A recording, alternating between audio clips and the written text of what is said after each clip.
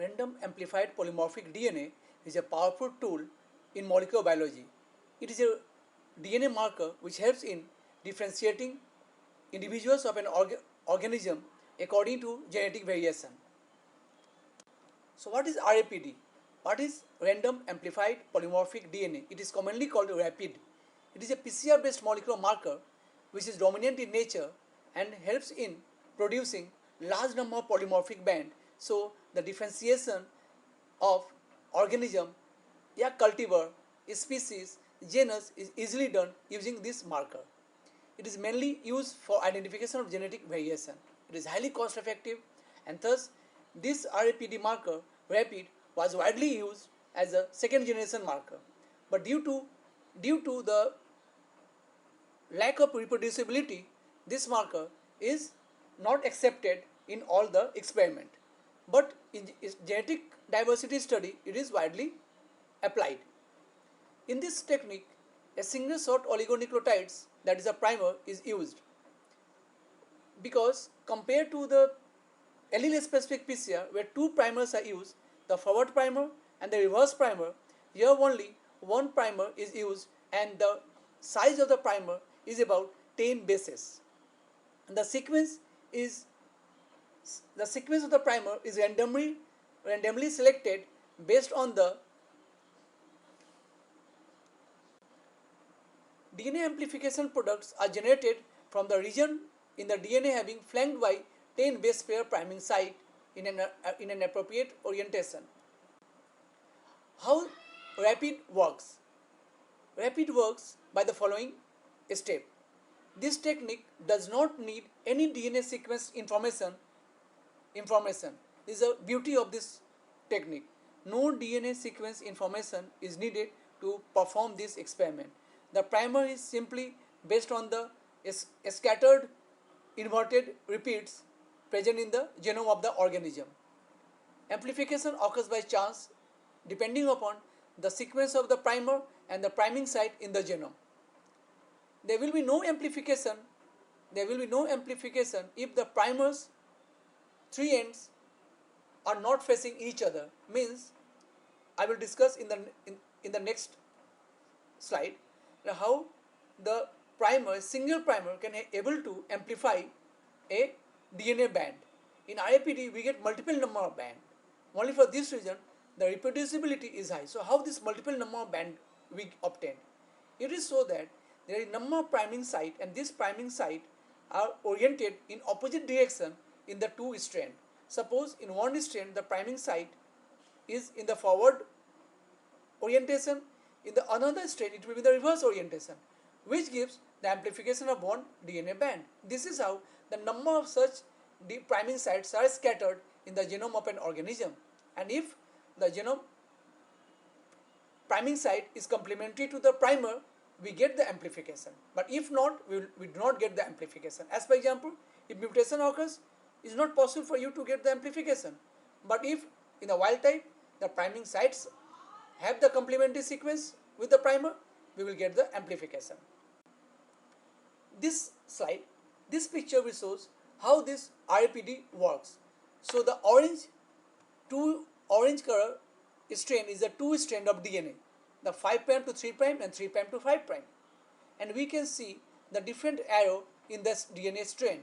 The priming site 1 is present on 3' to 5' and the priming site 3 is present on 5' to 3'. These two priming site will help in the amplification of a RAPD amplified product. How? The priming site will be complementary with the primer sequence, and thus the primer sequence 5' to 3' will anneal at the priming site. And once the priming sequence primer anneal at the priming site, the same primer will anneal in the another template 5' to 3' in the opposite direction, and thus during the extension process it will synthesize a new fragment of DNA within this zone. And thus the image shows how the priming site 1 and priming site 3 helps in the production of RAPD amplified product. Now what are the requirements? The requirements and the reagents are described as follows. The reagent, we need the RAPD primer. The number of primer based on the random sequence of the genome are there in the market. You can order the primer and start with the RPD experiment. The master mix, which contain the PCR buffer, tag DNA polymerase, the main enzyme which helps in the extension of the extension process, the DNTP, and we need the genomic DNA which you want to study, the agarose powder for separating the amplified product, and deionized water for volume makeup. Equipment, we need the thermocycler to perform PCR, gel electrophoresis apparatus, power supply, gel documentation system to get the image, the photograph, PCR microtubes, micropipettes, and mini spin. So the process start. First of all, you have to make the reaction, PCR reaction mixture by adding all the ingredients listed in the table. First, the DNA sample. The DNA sample may range from 25 to 100 nanogram. So we have selected 50 nanogram. Primer 0.2 micromole, DNTP 0.2 millimolar each, 8 ATGC. PCR buffer with magnesium, because magnesium acts as a cofactor for DNA polymerase. Tag DNA polymerase, the enzyme 1 unit, and gel loading buffer. Nowadays the master mix contain all the ingredients except the primer, but they have the gel loading buffer. So if the gel loading buffer is there in the master mix, we don't need to have the gel loading buffer added during the time of electrophoresis. And the water will help in the making the volume to 25 microliter, because this reaction mixture total volume is 25 microliter. So this volume is according to the stock solution of the different ingredient. We make one set as negative control which contain no DNA to check there is no contamination or cross contamination during the time of doing the experiment. Once all the ingredient is added, we keep the PCR tube in the thermocycler and start the programming. The programming will be, as we know, the PCR 3 step: denaturation, annealing, and extension. During denaturation, the double stranded DNA separate to form single stranded. So we do initial 3 minutes at 94 degrees Celsius denaturation to completely denature initially the genome of the organism. Next, the cycle starts with the denaturation at 94 degrees Celsius for 1 minute, followed by annealing. Now annealing I have written 40 degrees Celsius, but this temperature varies according to the Tm value of the primer. The number of primer and the Tm value varies from primer to primer depending upon the composition of ATGC. So to calculate the Tm value, the simple formula is 4 into G plus C plus 2 into A plus T. Once we get the Tm value, thermal melting temperature, add a substrate plus minus, that is plus minus 5 to 10 degrees Celsius, will give you the annealing temperature. The annealing temperature will be optimized to get the desired result. So it is not that only one experiment you will get the annealing temperature, perfect annealing temperature. We have to optimize the annealing temperature by doing multiple number of experiments, and then you will get the exact annealing temperature which will be used for further experiment. The third step is extension, where the tag DNA polymerase go for the extension of the DNA fragment. This step, denaturation, annealing, and extension, will continue for 40 cycles, and once the 40 cycles get completed, is a final extension of 7 minutes at 72 degrees Celsius, and then it will be stored at 4 degrees Celsius. Once the PCR is completed, the PCR product will be separated in 1.5% agarose gel at 50 volt for 2 hours. Once the separation is completed, expose the gel under UV light and check whether amplification is there or not. Add molecular marker, DNA molecular marker in lane 1 followed by the sample DNA. After looking into the gel profile, if you get yes, the desired result is obtained, go for the documentation by gel documentation system, and the image is now established. So this is the image of a RPD marker.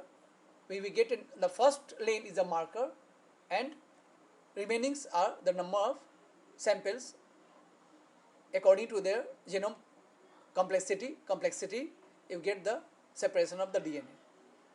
So how to study the DNA band?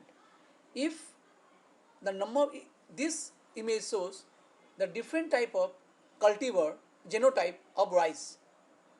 So if the band is present in all the cultivar, the band is called the monomorphic.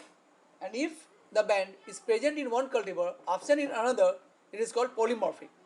So we have to study the monomorphic and the polymorphic band. The polymorphic band will be the band of interest because it will help in the differentiation of the different genotype. Now what are the limitation?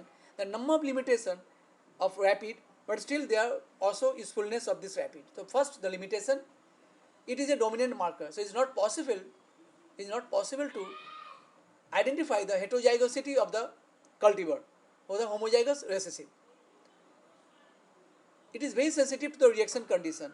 The reaction condition should be well optimized, the temperature, the programming and the reaction component.